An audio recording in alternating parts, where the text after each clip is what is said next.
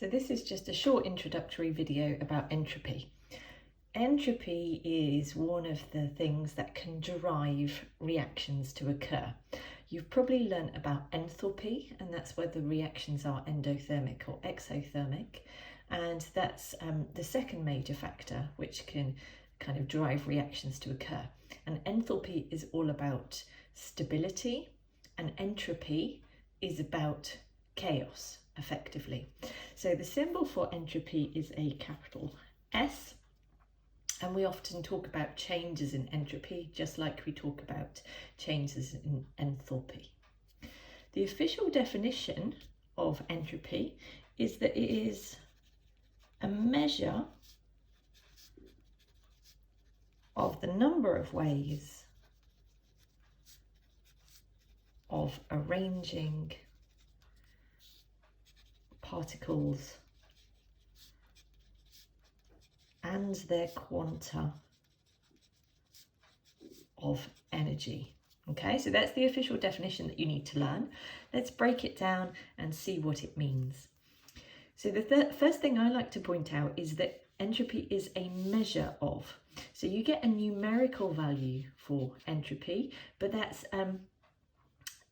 kind of not the actual number of ways of arranging things, it's a measure of it. So the higher the number, the more ways there are of arranging those particles and their quanta of energy, but the number that you're given isn't the actual number of possibilities, it's just a measure of it. So when you write the definition, do remember this bit. The number of ways of arranging the particles, that kind of makes sense. Hopefully that's quite straightforward. But their quanta of energy, what does that mean? So quanta is kind of a posh way of saying kind of packets. Remember, sometimes we think of energy as being in little packets. So we can think of particles of having different amounts of energy which can be arranged in a different way. Remember, there are all different types of energy levels. So you met energy levels where you can have electrons. There are also different vibrational energy levels, and that's what the molecule moves between when you give it some infrared energy. Remember, infrared causes the bonds to vibrate more. There are rotational energy levels. We met these when we were talking about microwaves. If you give a molecule microwave energy, it makes that molecule rotate. There are translational energy levels, which is just your molecule going from point A to point B. So we're thinking about the number of ways of arranging the actual particles and the energy that they have. How can we arrange that? In basic terms, it usually helps to think of entropy in terms of disorder. So the greater the disorder of whatever you're considering, the higher the entropy value.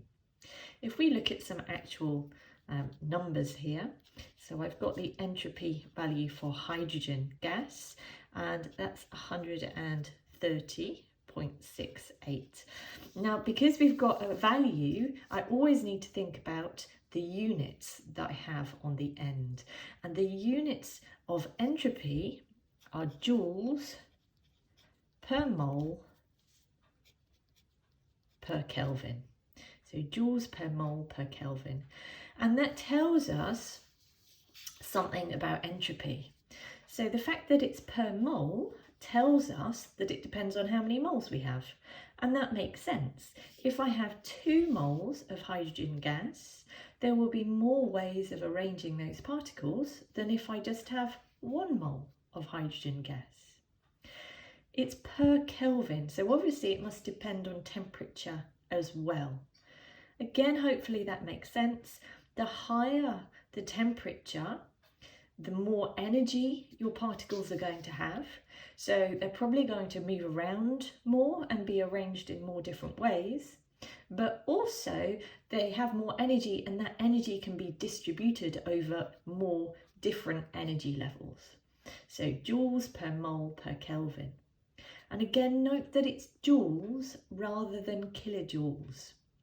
Frequently we deal in kilojoules, so for example enthalpy is in kilojoules. If you use entropy and enthalpy together in calculations, you need to make sure that you are consistently using the same unit for energy, and normally we convert entropy to kilojoules. So this would be the entropy value, but because it depends on how much substance we have and it depends on the temperature, we often quote standard entropy values. So remember this little symbol we met in enthalpy, it means standard conditions. So that will be pressure of 100 kilopascals or 1 atmosphere. And strictly speaking, we should put the temperature down the bottom. So that would be 298 Kelvin, which is 25 degrees C. We often omit the temperature down here and just assume that if we have this symbol, it also means 298 Kelvin. That's the value for hydrogen gas, 130. If I have oxygen gas, that has a value of 205.15. So you might think, why is this value higher than the value for hydrogen? They're both gases, they're both diatomic, and the reason that it's higher is because oxygen is a larger molecule, and therefore it's got more electrons. So there are more different ways that those electrons can be arranged. So larger molecules have higher entropy than smaller molecules. If we consider the entropy for water, liquid, so this is now a liquid, and the particles aren't going to be moving around as much, and so there aren't as many different ways that they can be arranged. So for water, the value is 180, oh sorry, that was water gas. So for water liquid, it's 69.95. So even though we've now got 3 atoms joined together, so it's kind of larger than my hydrogen gas, although it wouldn't have as many electrons as the O2 because it's only got 1 oxygen, but it's 3 atoms, but because it's a liquid we can see that my entropy value is much lower. If we have water gas, my value is 188.7. So you can see it's higher than the water liquid, which again, hopefully is not surprising. There are more ways of arranging the particles if you have a gas than if you have a liquid.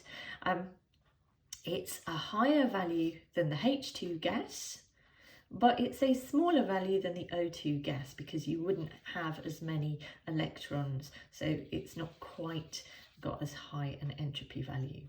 Okay, so we can have these absolute entropy values. So we've seen the entropy value depends on temperature, it depends on state, it depends on the size of your molecule. It also would depend on whether you have a pure substance or a mixture. So if you simply mix 2 substances together, you will give a higher entropy value. So my excellent diagram. If you have 2 pure substances and then you mix them together, there are more ways of arranging the particles in a mixture, so you would have a higher entropy. In nature, everything tends to become more disordered unless you put energy in to stop that occurring. Okay, so generally, if you think about it, everything tends to become more chaotic unless I put quite a lot of effort in. My bedroom and my kitchen and my entire house get more and more disordered. They get messier and messier. I have to put some energy in to tidy things up, to make order again. So spontaneously, i.e. without putting extra energy, entropy will tend to increase. So spontaneously, entropy increases, so things tend to become more disordered, and if that occurs, the change in entropy would be positive. So if you remember, a positive delta S value for a reaction is spontaneously what would tend to occur in nature. So that occurs without extra input of energy. So a common exam question might be to give you a balanced equation for a reaction and to ask you to judge whether the entropy is increasing or decreasing for that reaction. So if I've got this reaction here, ammonium chloride solid is decomposing to give ammonia gas and hydrogen chloride gas, I can see and I can look at whether my entropy is increasing or decreasing. And the first thing I would tend to look for in my equation are the states. Here we're going from solid to two lots of gases. And remember, gases are going to have higher entropy than solids. There are far more ways of arranging the particles in a gas than there are in a solid. So in this case, my entropy is increasing, and therefore I know delta S will be positive. Because if I was writing an exam answer, I would say my reactants are solids, my products are gases, and there are more ways of arranging the particles in the products. So if you're answering exam questions, they like you to take it back to the number of ways of arranging particles. So that would be that reaction. We might have another one. So if we take sulfur dioxide gas and we react it with some oxygen gas and we make some sulfur trioxide gas, I would look here. So again, first I would look at my state symbols. So everything is a gas. And then after I looked at my state symbols, I would look at my number of moles. So here, if we check our coefficients, I've got a total of 3 moles of gas because I've got 2 moles of SO2 and 1 mole of O2, and on my product side I've only got 2 moles of gas. So I have fewer particles on my product side, and therefore the disorder is decreasing, and delta S in this case would be negative. Okay, so look first at the state symbols and then I would look at the number of moles. Hopefully if they ask you to do this sort of guesstimating, they will give you examples where it's fairly obvious what is going to happen. That's guesstimating. We can actually quantify this change in entropy. So hopefully it makes sense that the change in entropy is going to be the difference between the entropy of the products and the entropy of the reactants. And that's what happens. So our change in entropy for the reaction, and generally we would do these with standard entropy values, is the sum of the entropies of the products minus the sum of the entropies of the reactants. And this is a fairly straightforward calculation to do. It's just a calculation that rewards careful chemists. So you have to just be careful putting everything into your calculator. And you do have to remember to use your coefficients. If I write myself a balanced equation for hydrogen and oxygen reacting to make water, and let's make some water liquid.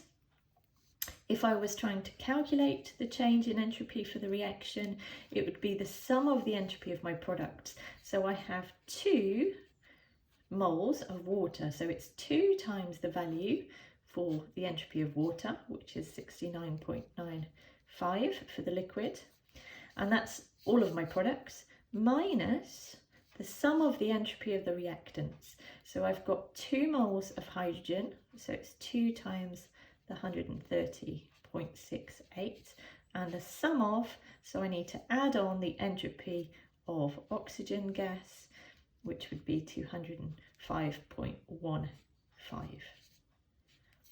Okay, and so if you work that out, which I don't think I have the answer to hand, but if you work that out, that would give you the absolute value for the change in entropy for this reaction. And I can guesstimate and judge, and I can tell you that it should come out as negative because we're going from 3 moles of gas down to 2 moles of liquid.